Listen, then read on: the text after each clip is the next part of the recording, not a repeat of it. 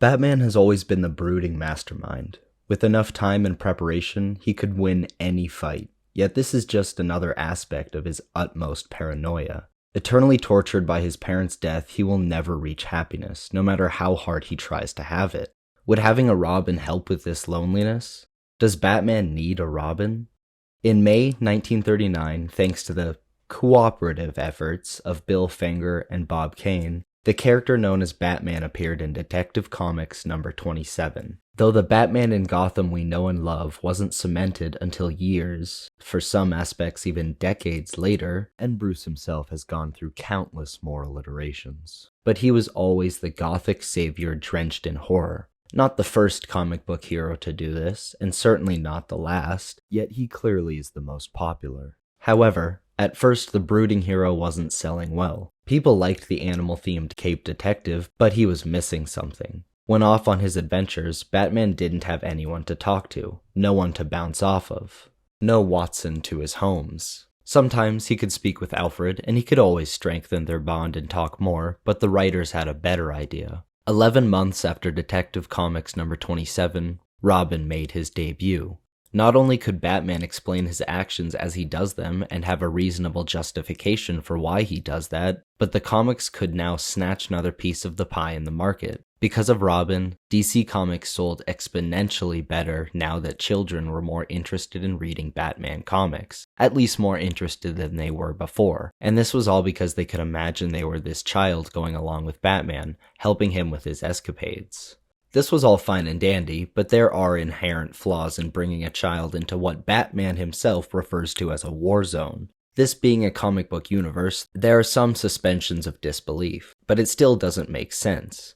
At this point, I'm not even sure how many Robins have been killed. I know they don't stay dead. It's a comic book universe. No one stays dead except for Uncle Ben. But no one is going to forget Jason Todd, the second Robin who is famously voted to be killed by the readers. I appreciate the diversification he gets in attitude and origin, and this will probably be made into a video in the future, but if you're going to bring him back to life, keep him as a villain. But that's not what this video is about. This video is about whether or not Batman should have a Robin. And yes, undoubtedly he should, because the idea of Robin isn't about killing children, though it often becomes that. The idea is to never create another Batman. All of these children Bruce adopts metaphorically or literally have gone through similar losses to what he went through. In a perfect world, he would just start a Wayne orphanage and raise all of these people the right way. But he's Batman. He's going to train them to become warriors. Sometimes to be even better than he is, and that's the goal, isn't it? Bruce trains each and every member of the Bat family to be soldiers so that they can stand among gods, just like he has.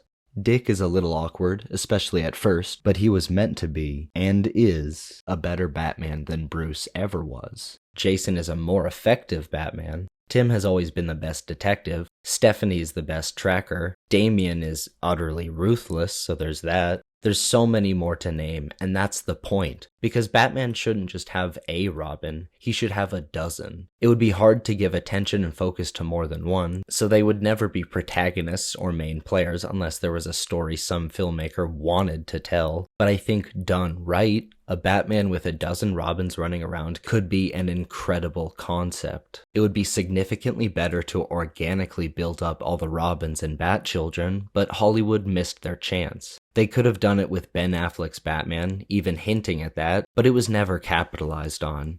Now, they just need to throw all of these characters out into the universe, have them already be established. Then, let the audience decide who they want to see. Some people may argue that a Robin could ruin Batman's scary factor, but I don't think that's necessarily true. Like I said earlier, done right, seeing one of the many Robins running around could be one of the most terrifying experiences a citizen of Gotham could have, simply because it means he could be near. If written and filmed well enough, it could be like Krampus and his minions or Varys and his little birds. And that example perfectly highlights a reason as to how all of these Robins can be useful. Batman's superpower isn't money, preparation, or skill, though without them, especially the middle, he would have been dead a long time ago. His biggest strength is information, and who better to get it than a network of bright fluorescent shadows? Let all these Batman-adjacent heroes run around Gotham helping Bruce or even be on their own adventures. If you need a solo Batman story, say he's defending them and have him go off on his own. He's learned it a billion times, but maybe the lesson of that story could be that he needs their help. I don't know, I'm not the writer. Unless someone wants to pay me a bunch of money, then I'll happily do that.